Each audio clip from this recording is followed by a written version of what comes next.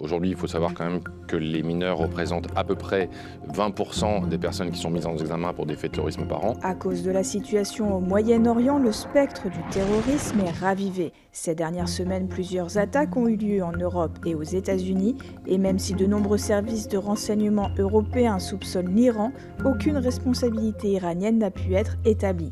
La tension a donc pris une nouvelle forme, c'est ce que nous explique Olivier Christen, le procureur de la République antiterroriste. Nous savons qu'historiquement, l'Iran notamment a pu utiliser les formes que l'on appelle de terrorisme d'État pour faire pression diplomatiquement sur des pays ou sur des communautés. Et le mode opératoire des terroristes change, ils utilisent désormais de plus en plus de mineurs. Ils sont ciblés par les organisations terroristes à travers les différents modes de communication type réseaux sociaux pour les radicaliser et pour les faire passer à l'acte. Aujourd'hui, il faut savoir quand même que les mineurs représentent à peu près 20% des personnes qui sont mises en examen pour des faits de terrorisme par an. Et c'est le cas lors de l'attentat déjoué à Paris. Ce sont 3 adolescents qui ont été recrutés pour déposer la bombe. Nous sommes davantage sur ce cas de figure de mineurs qui semblent avoir été recrutés via les réseaux sociaux pour quelques centaines d'euros,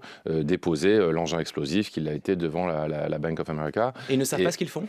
Ils savent ce qu'ils font en tant que l'acte lui-même, puisque l'engin explosif qui a été découvert est quelque chose qui est à peu près de la taille d'un avant-bras et qui est d'une dimension et d'une puissance qui n'avait jamais été trouvée en France. Donc je pense qu'on ne peut pas dire qu'ils ne savent pas ce qu'ils font.